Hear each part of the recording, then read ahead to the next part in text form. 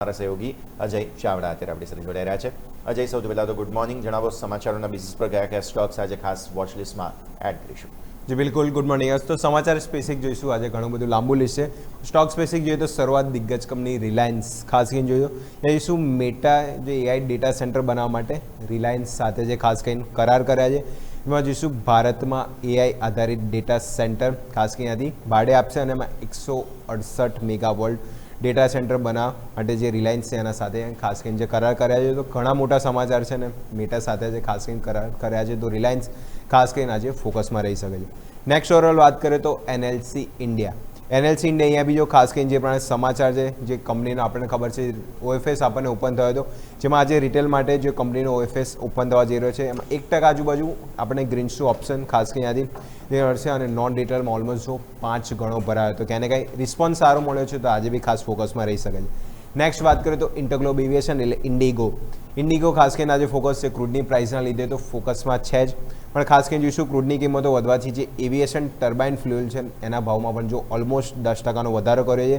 ખાસ કરીને જે પહેલાં ભાવ ઓલમોસ્ટ એવરેજ ભાવ હતા 104 રૂપિયા આજુબાજુ, જે વધીને 115 રૂપિયા પ્રતિ લીટર કરવામાં આવે છે અને જે વધારાથી એરલાઇન્સનો ઓપરેટિંગ ખર્ચમાં વધારે થવાની શક્યતા ખાસ કરીને જોવા મળી શકે છે. ઇન્ટરગ્લોબ એવિએશન ખાસ ફોકસમાં રહેશે.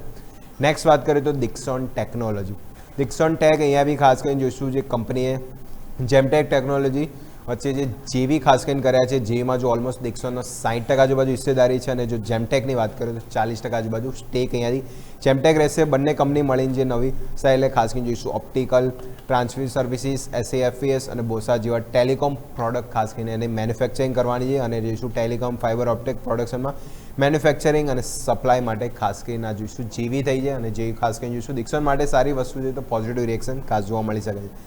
નેક્સ્ટ વાત કરીએ તો ભારતી હેક્સાકોમ અહીંયા બી જોઈશું કંપનીને જે ગઈકાલે આપણે ભારતીય વોડાફોન માટે તો રાતના સમાચાર હતા, પણ ભારતી હેક્સાકોમ અહીંયા એટલા માટે અહીંયા બી જો બોમ્બે હાઈકોર્ટ તરફથી મોટી રાહત આપવામાં આવી છે. ઓલમોસ્ટ જોઈશું 474 કરોડની જે સ્પેક્ટ્રમ ચાર્જ જે ડિમાન્ડ ખાસ કંઈ કરવામાં હતી એ રદ કર્યા છે. તો ભારતી હેક્સાકોમ બી ખાસ ફોકસમાં રહેશે.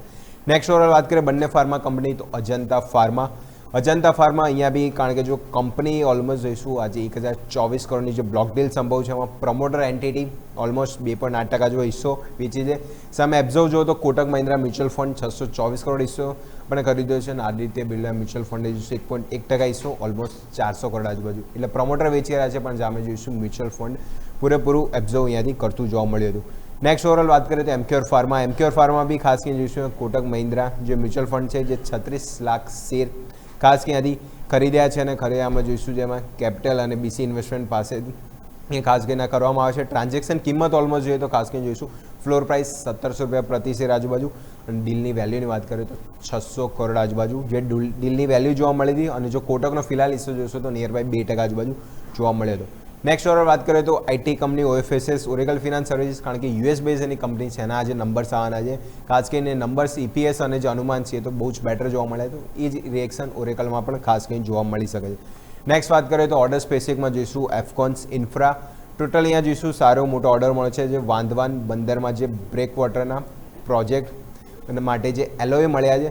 એલઓએમાં ખાસ કરીને જોઈશું જે કંપનીના જો ટોટલ વેલ્યુની વાત કરીએ તો 5300 કરોડ આજુબાજુ જે એલઓએ મળી ગયા છે તો ખાસી મોટી અમાઉન્ટમાં ઓર્ડર છે તો ફોકસમાં રહેશે.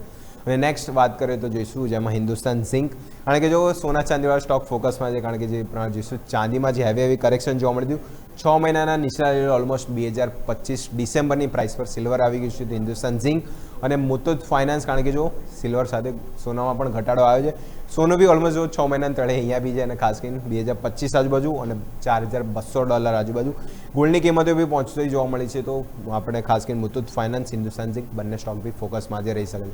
તો આજે સ્ટોક લિસ્ટ ઘણું લાંબુ છે. ઓએમસી સ્ટોક તો ફોકસમાં છે એટીએફના લીધે ઇન્ટરગ્લોબ એવિએશન ફાર્મા કંપની આજે ખાસ ફોકસમાં રહેશે. એનએલસી ઇન્ડિયા ઓએફએસના લીધે ખાસ કરીને ગોલ્ડ રેટેડ સ્ટોક બી આજે ફોકસમાં રહી શકે છે. યસ.